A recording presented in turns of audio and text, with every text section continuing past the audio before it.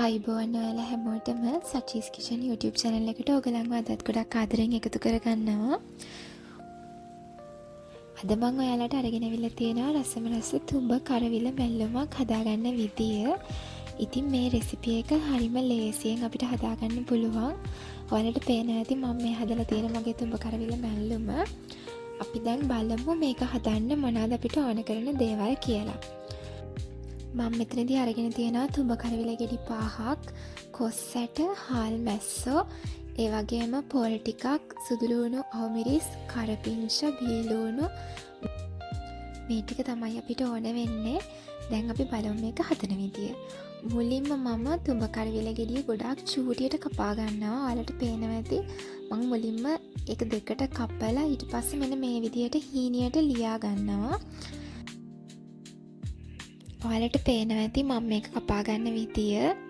මේ තියෙන්නේ මම හීනියට කපාගත්ත මගේ තුඹ කරවිල ටික. මම දැන් මේ ටික පැත්තකින් තියලා අපිට පොල් ටික කොටා ගන්න ඕනේනේ.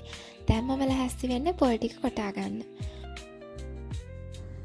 මම දැන් මෙතනදී පොල් ටිකක්, සුදු ලුණු බික් දෙකක්, කහ කුඩු ටිකක්, කරපිංච කොළ කිහිපයක්, අවමිරිස් පොඩ්ඩක් සහ ලුණු කුඩු ටිකක් දාලා මේ පොල් ටික හොඳට කොටා ගන්නවා. ඔගොල්ලෝ දන්නවා ඇතිනේ සමහරවිට අපි අර තිබ්බට බැලුවම එහෙම හදනකොට පොල් ටිකක් කොටලා දාන්නේ. අන්න ඒ විදියට මෙන්න මේ ගානට පොල් ටික කොටා ගන්න ඕනේ.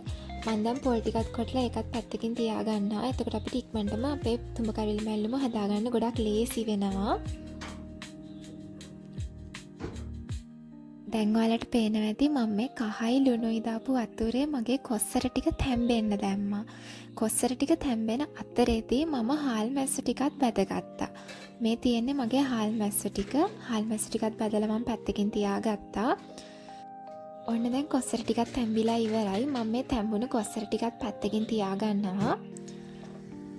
පස්සේ අපි භාජනයට වතුර ටිකක් දාලා කහයි ලුණුයි අර විදියටම දාලා අපි කලින් හීනියට ලියාගත්ත තුඹ කරවිල ටිකත් මේකට එකතු කරනවා. තුඹ කරවිල ටිකත් චුට්ටක් තැම්බෙන්න ඕනේ.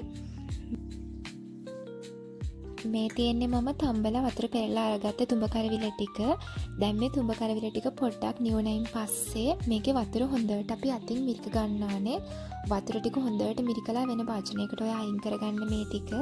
ගොඩක් රස්නේ මේ වැඩේ කරන්න යන්න එපා. ඔයාගේ අත පිච්චෙයි.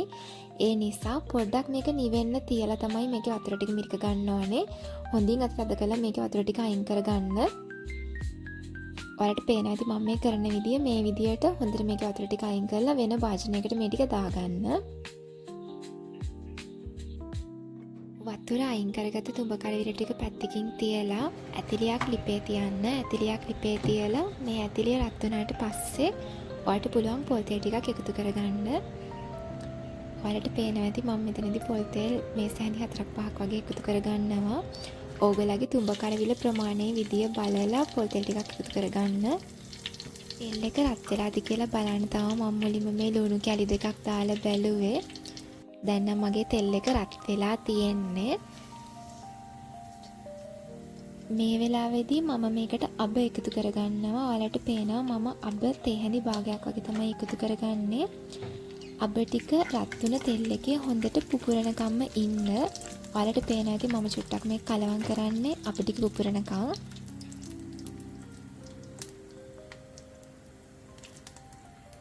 ඔයාලට පේනවා ඇති දැන් අබ ටික පිපිරීගෙන එනවා. මේ වෙලාවේදී අපිට පුළුවන් සුදු ලුණු ටික සහ බීලුණු එකතු කරගන්න.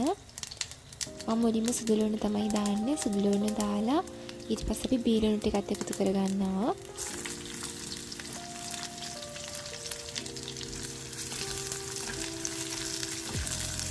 දැන් අපි මේ සුදු ලුණු ටිකයි බීලුණු ටිකයි පොඩ්ඩක් රන්වන් පාට වෙනකන් තෙලේ පැදෙන්න තියෙන්න ඕනේ.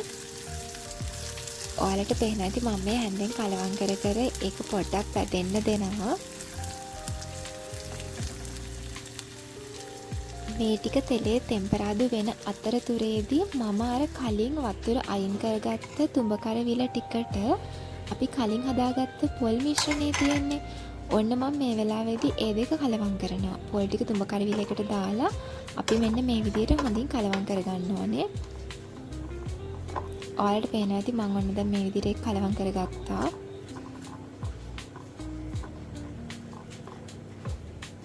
ඒ වැඩේ කරන අතරේදී මගේ ලුණු ටිකත් දැන් ඔන්න හරිම පාටට ඇවිල්ලා තියෙන්නේ. ඔයාලට පේන ඇති ලුණු ටික රන්වන් පාට වෙනකන් වෙදිලා තියෙන්නේ. මේ වෙලාවේදී අපි මේකට කරපිංචා ටිකයි අවු මිරිස් ටිකයි එකතු කරගන්නවා.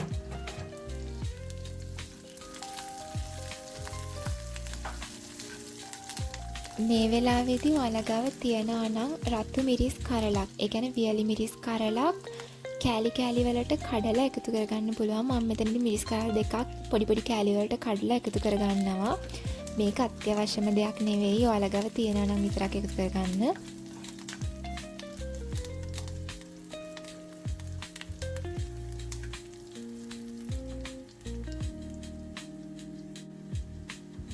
මේ ටික සේරම පොඩ්ඩක් ටෙම්පරාදු වුණායින් පස්සේ මම දැන් අර පොල් ටික කලවම් කරගත්ත මගේ තුඹ කරවිල මිශ්‍රණය මේ වෙලාවේදී එකතු කරගන්නවා.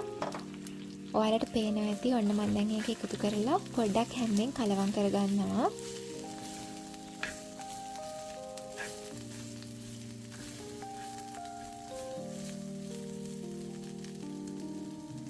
කරවිල ටික පොඩ්ඩක් ටෙම්පරාදුවේ කලවම් කරලා ඉවර වෙලා අපි මේකට කොස්තර ටිකක් දාගන්නවා. කොස්තර ටිකක් දාලා තව පොඩ්ඩක් කලවම් කරගන්න.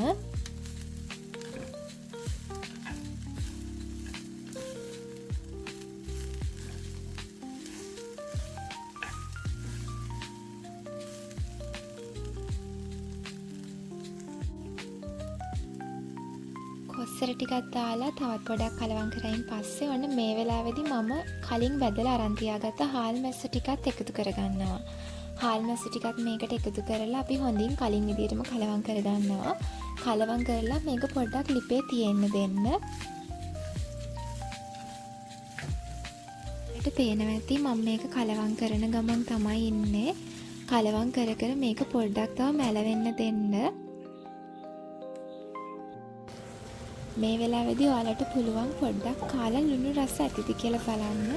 ලුණු රස මදි වගේ නම් ලුණු කුඩු චුට්ටක් දාලා තව පොඩි වෙලාවක් කලවම් කර කර මේක ටිකක් මැලවෙන්න දෙන්න.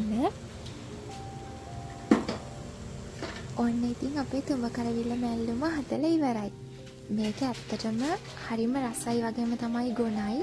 ගොඩාක් ලෙඩ රෝගවලට ගුණදායක ආහාරයක් තමයි තුඹ කරවිල කියන්නේ. ඉතින් ඕගොල්ලොත් මේ රෙසිපි එක try කරලා බලන්න. ඔයාලා මගේ channel එක subscribe කරලා නැත්නම් අනිවාර්යයෙන්ම මගේ channel එකත් subscribe කරන්න. මේ වගේම රස recipes ගොඩාක් මම ඉස්සරහටත් අරගෙන එන්නම්.